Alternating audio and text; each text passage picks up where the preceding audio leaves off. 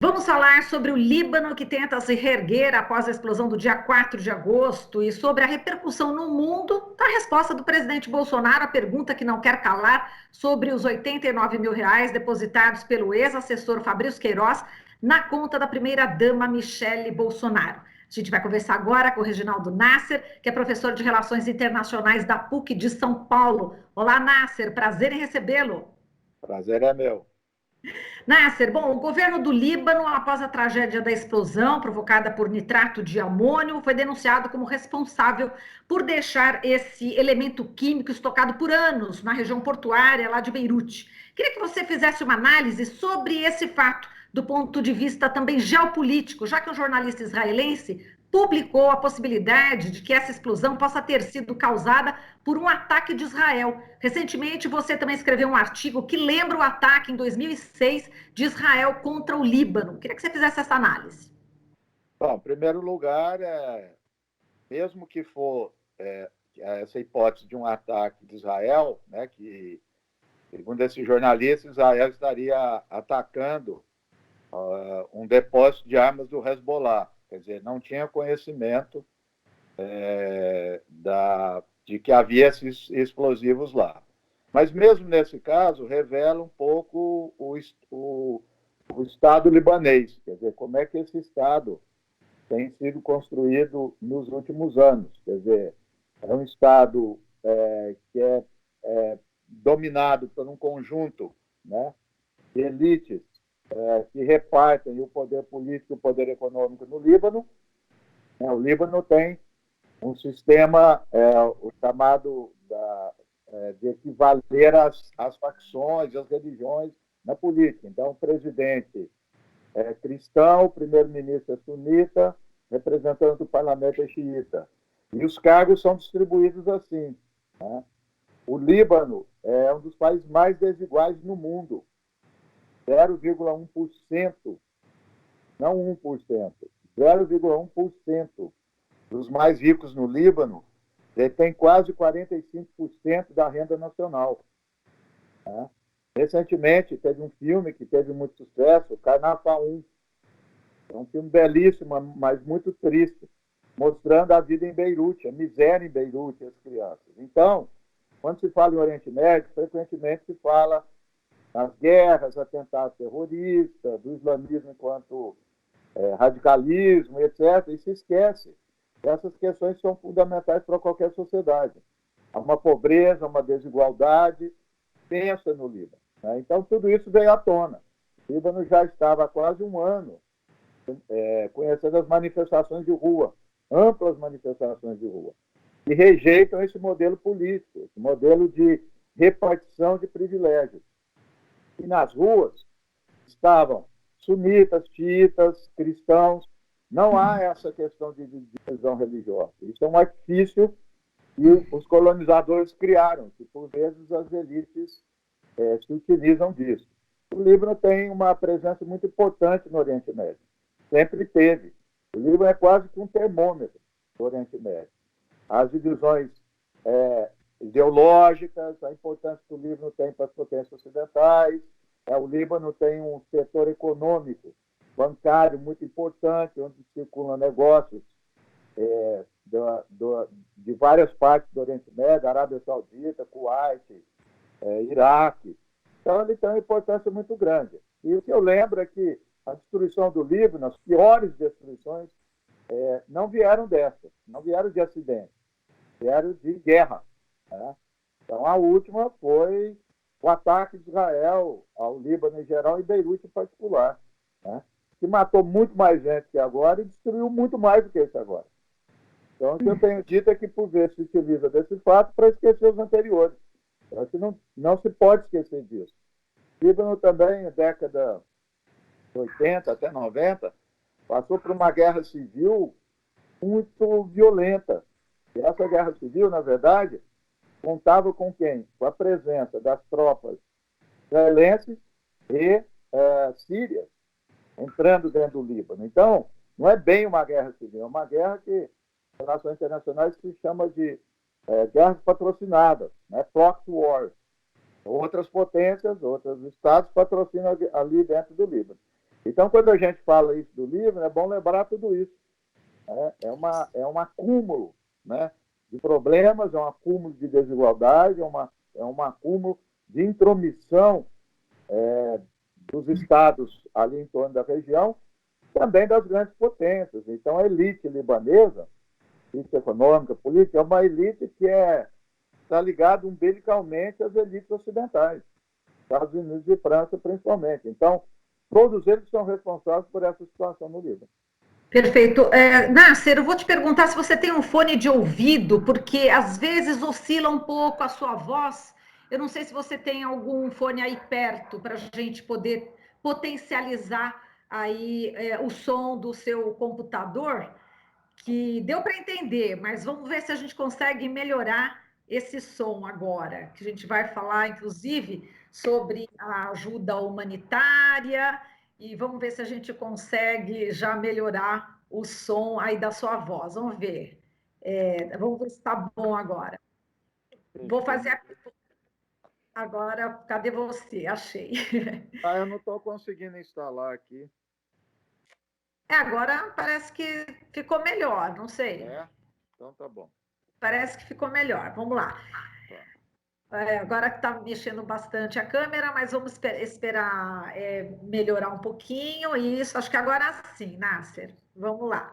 Bom, a gente está falando sobre o Líbano, né, dessa situação realmente trágica que a população se encontra, né, porque a elite, como você falou, é ligada aí a países ocidentais e, portanto, estão aí vinculados, né, com esse governo também do Líbano. Eu queria que você falasse sobre a ajuda humanitária, né, de alguns países. Até o ex-presidente Michel Temer chefiou a missão brasileira naquele país, lembrando que o Brasil está alinhado a Israel, mas, na sua opinião, existem interesses por trás dessa ajuda humanitária desses países? Ajuda humanitária é uma coisa que cresceu muito desde o final da Guerra Fria, né? E, em geral, e ela serve para várias coisas, né? Uma delas é ter influência no país para onde vai essa ajuda. Isso já há análise, estudos clássicos sobre isso, né? Tem as chamadas contrapartidas. Então, nesse mundo da globalização, do neoliberalismo, sempre as contrapartidas vêm privatizações, né? Vem maior influência. Então, ninguém dá nada de graça, né? A ajuda humanitária, ela é um bom marketing, né? Porque a palavra ajuda, né, relacionada à humanidade, confere algo vamos dizer, extremamente generoso para as pessoas, mas no fundo não é isso que acontece. Veja só, não estou dizendo que não é preciso ajuda humanitária no Líbano agora. Lógico que é preciso e muito. Eu estou dizendo a forma pela qual ela é feita, ela tem uma repercussão imediata. Eu acho que aliviar um sofrimento imediato, mas não vamos crer que isso vai resultar em algo mais duradouro. É algo apenas pontual. A ajuda humanitária ela não tem nenhum sentido de desenvolvimento. Ela não tem nenhum sentido de reestruturação da sociedade, né? Quer dizer, tão logo isso passa, essa questão emergencial, o Líbano vai voltar ao que ele era. Não há dúvida nenhuma. Então, por vezes, o que eu tenho dito é que a ajuda humanitária serve muito mais para um sentido de publicidade, né, para o país que faz, e normalmente são as grandes potências, do que algo real. O Brasil realmente é uma coisa interessante. Nós temos 114 mil mortes, pandemia, revelando, né, uma das piores ações mundiais dos governos, se não for a pior classificada, né? E aí o Brasil resolve ajudar o Líbano, resolve dar uma ajuda humanitária no Líbano. Sei se dá para rir ou para chorar com isso, mas evidentemente não tem sentido nenhum, é uma coisa muito pontual e não é real isso, quer dizer, não é concreto, não tem nada de concreto. Acho que fez todo esse auê em torno da viagem do Temer, para também fazer algum agrado para dizer que o Brasil tem uma comunidade árabe, e principalmente libanesa, muito grande. Acho que deu uma certa satisfação para também essas elites árabes aqui no Brasil, e acaba por aí. Falam disso. E Nasser, bom, vamos aproveitar e falar um pouco sobre a repercussão internacional que causou o fato, né, do presidente Bolsonaro ter reagido violentamente contra um jornalista por ele ter perguntado a razão pela qual foram depositados aí 89 mil reais na conta da primeira-dama, Michele Bolsonaro, e pelo ex-assessor Fabrício Queiroz. Né? O Bolsonaro chamou o repórter de safado, disse, minha vontade é encher tua boca na porrada. Isso gerou em 24 horas mais de 1 milhão de tweets, de acordo com o levantamento feito pelo pesquisador Fábio Malini, da Universidade Federal do Espírito Santo. Jornais, sites internacionais importantes do mundo inteiro publicaram essa agressão. Nessa segunda-feira, Bolsonaro volta a atacar a imprensa. Quando estava falando sobre Covid-19, ele falou: quando pega a Covid, né? Quando pega num bundão de vocês, a chance de sobreviver é bem menor. Bom, isso mancha ainda mais a imagem do Brasil lá fora, né, Nasser? Como é que você tem acompanhado? Olha, me espanta as pessoas ainda espantarem com o que o Bolsonaro fala e faz. Né? Eu acho que de uma coisa nós não podemos criticá-lo. Antes dele ser presidente, já estava muito claro o que ele ia fazer. É só quem não queria ver, ou que se arrependeu, apoiou, arrependeu, e não tem coragem de voltar atrás. Porque, dentre os várias declarações homofóbicas, racistas, nós podemos fazer uma coletânea dele antes de ser presidente. E uma que também circulou o mundo, mas que é interessante, aqui não teve tanta repercussão na época. Ele, no Congresso Nacional, quando ele vai fazer o voto para retirar a presidente Dilma, ele fez elogio a um torturador. É uma das questões mais escabrosas da humanidade, a tortura. Ele elogiou alguém, torturador. Quem torturou a presidente Dilma. Ele já estava anunciando isso. Isso não é de se estranhar. Né? Não é de se estranhar também que, nesse momento, também que é uma tática dele para a gente desviar a atenção, nós já estamos aí com 114, 115 mil mortos. Né? É uma crise imensa no país, uma crise econômica e social. O Ministério da Saúde não faz absolutamente nada. Além de não fazer, o presidente Bolsonaro estimula as pessoas a terem um comportamento equivocado diante de uma pandemia dessa natureza. Quer dizer, nada surpreende do que venha dele no sentido de ser desumano. Eu acho que é o regular dele. É isso mesmo. Agora, o mais intrigante é o apoio que ele continua tendo. Essa que é a questão. Quer dizer, e sobretudo das classes mais abastadas, porque a opinião pública muda muito em função das circunstâncias, do que é divulgado. Agora, volta e meia sai nos principais jornais do Brasil matéria paga de página inteira de grandes empresários apoiando ele. Então, um presidente se sustenta porque tem uma base material que o apoia. Então, Exato. Ele tem apoio nessa classe. Essa que é a questão. Lamentável. Exato. Isso. E, Nasser, talvez até as fake news, né, possam explicar em parte, né, esse apoio, porque mesmo nesse episódio do repórter que ele xingou e que agora voltou novamente a menosprezar e a ofender os jornalistas, eles já inventaram uma notícia, enfim, para justificar a resposta dele. Eu nem vou repetir para não levar adiante exatamente essas fake news. Mas talvez explique em boa parte essa questão, né? Muitas pessoas ainda recebem aquelas informações em massa, né, a respeito do presidente, né?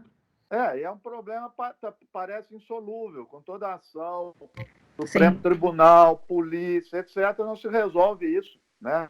E volto a dizer que foram também parlamentares que falaram muito bem, que a máquina também que sustenta isso, né? Quem sustenta essa máquina de fake news? Essa que é a questão, um grupo de empresários. Então, nós estamos reféns disso, né? Porque há cumplicidade. Porque se não houvesse, né, a queda dele era iminente. Mas com há certeza. uma cumplicidade. Perfeito. Essa é uma questão que a gente tem que sempre lembrar. Ele não está lá apenas por obra dele e dos seus filhos, mas porque ele tem um apoio ainda precário, mas ainda na sociedade. O apoio internacional dele também está cambaleando. Vamos ver se em novembro ele deixa de existir com a derrota do presidente Trump. Isso vai ser muito importante. Quer dizer, o outro guru dele, também apoiador, o Bannon, foi preso, mas está solto. E os Estados Unidos eles vão continuar fazendo isso também. Né? Isso são as mazelas do capitalismo. Exato. Eu sei que você está em cima da hora, que você vai dar aula agora. Se der, rapidamente, para falar desse atentado nas Filipinas, numa ilha, aí, um reduto do islamismo, como é que você viu esse atentado, hein, Nasser? Não, eu vi por alto, mas eu acredito que a forma dos relatos, elas são aquela coisa de padrão. Né? Tal como eu estava falando do Líbano, nós temos que olhar Filipinas ou qualquer outro país onde tem os atentados, que são países que passam por problemas econômicos, sociais muito grandes. Não estou querendo dizer com isso que o terrorismo está relacionado a isso. Estou querendo dizer que as organizações terroristas aproveitam dessa situação. Portanto, a conexão que tem é saber quem financia isso, por que se faz isso, né? E menos levar em consideração diferenças religiosas ou outra coisa que o vale. O islamismo tem o quê? 5%, 8% da população nas Filipinas, mais ou menos. Né? Então quer dizer, não tem nada que possa denotar que tem objetivos concretos. Então, o terrorismo gosta de ambientes onde há repressão. O terrorismo não gosta de democracia. Né? A repressão nas Filipinas é brava, governo ditatorial, né? Espoliativo. Então, o terrorismo ele gosta porque ele quer crescer em ambientes de tensão. Né? E gosta também de tensionar religião, etnia, criar de forma fictícia algo que não é. A pobreza atinge a todos indistintamente. Não é só os islâmicos, aos católicos, aos cristãos também. Então, esses são os artifícios que se usa sempre, em qualquer lugar do mundo. Né? Agora, é isso. Da mesma forma, nós estamos falando de fake news, todas essas ações têm uma materialidade. Tem financiamento, tem organização. Então, ao invés de se voltar para isso, é tentar, que é muito mais fácil, entender quem que financia isso, quais propósitos. Né? Isso, infelizmente, com toda a guerra ao terrorismo dos Estados Unidos, eles não têm interesse em fazer isso, porque o terrorismo aumentou no mundo depois da guerra contra o terrorismo. Em 2002, dados oficiais dos Estados Unidos, tinham 2.000 mortos de terrorismo no mundo. O ano passado foram 60 mil. Nossa! E os Estados Unidos gastou 5 trilhões de dólares. Acredito que eles não são tão estúpidos de gastar tudo isso para combater terrorismo. Então, gasta-se com outras coisas com o argumento de combater terrorismo. Portanto, é uma farsa. E dentro dos Estados Unidos, morre, em média, anual, 50 pessoas por terrorismo. Eu falo brincando que morre mais gente de susto do que terrorismo dentro dos Estados Unidos.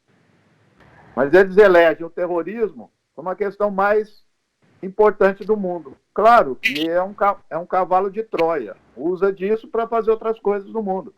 A produção de arma cada vez maior, né? Miséria crescente, repressão crescente. Então, nessa situação, você alimenta o terrorismo. Ele gosta disso, ele gosta de tensão, ele gosta de pessoas que vivem na humilhação, ele gosta de provocar isso.